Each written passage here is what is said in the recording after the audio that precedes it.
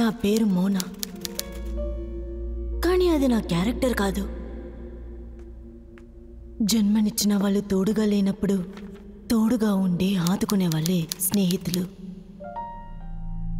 వాహనం లేని ఊరు ఉండదు, సెంటిమెంట్ లేని ఇల్లు ఉండదు.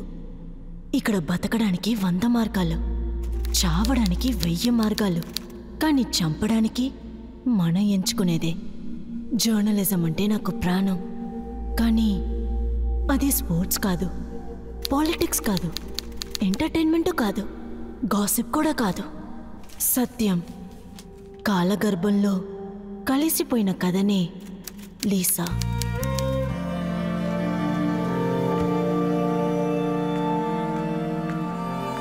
ఇది పేరు మాత్రమే కాదు, మసకబారిన జీవితంలో ఒక నిజమైన కథ.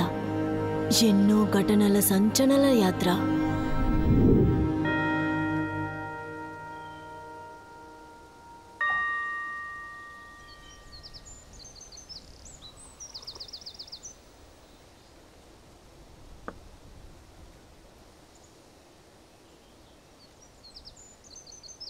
ఇప్పుడు చెప్పండి సార్, ఆ ఇంటి కథ ఏంటి?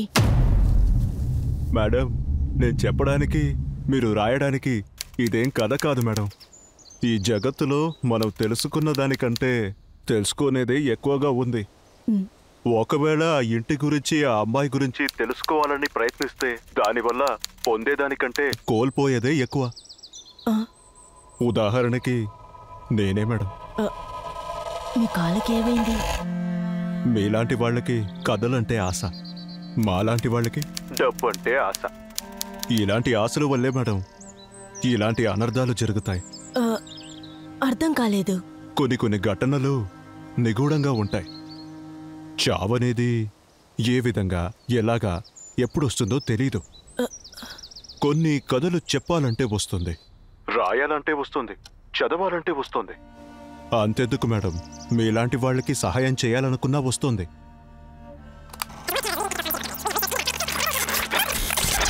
కొన్ని కథలు చెప్పాలంటే వస్తుంది, రాయాలంటే వస్తుంది, చదవాలంటే వస్తుంది.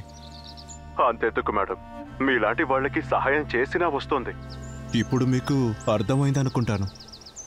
ఒకవేళ అర్థం కాకపోయినా అర్థం చేసుకోండి మేడం. ఏదైనా సాధించాలంటే ఎన్నో ఆటంకాలుంటాయి. కానీ సాధించే వాళ్ళకి భయమూ ఉండదు, సన్మానం గురించి చింత ఉండదు. చంపి సమాధి చేయబోయే నిజమైన కథ ఇంతటితో అయిపోలేదు, ఇంకా మిగిలింది. చాలే ఆపవమ్మా. ప్యాంటు షర్టు వేసుకొని దెయ్యాలు భూతాల కథలు వినడానికి వచ్చావా? నీకింతకు మించి పనేమీ లేదా? మీకు కథలు చెప్తూ కూర్చుంటే నా కడుపుకి తిండెవరు పెడతారు? ఇక్కడి నుంచి వెళ్ళమ్మా. ఆంటీ, ఈ గాంధీ నోటు ఉన్నంత వరకు ఎవరి కడుపుకి తిండి గురించి భయమక్కర్లేదు. ఎప్పటికైనా చెప్తారా? ఆ ఇంట్లో నేను 10 సంవత్సరాలుగా పనిచేస్తూ ఉండేదాన్నమ్మా. తర్వాత ఏమైందో చెప్పండి.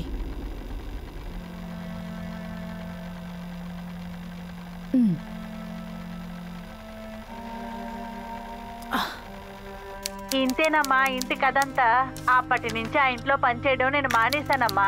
ఆ తర్వాత వాళ్ళు ఎక్కడికి వెళ్ళారో నాకు కూడా తెలీదు. ఆంటీ, మళ్ళీ ఏమైనా అవసరమైతే వస్తాను. గాంధీ నోటు తెస్తానులే. సరే వెళ్ళరామ్మా.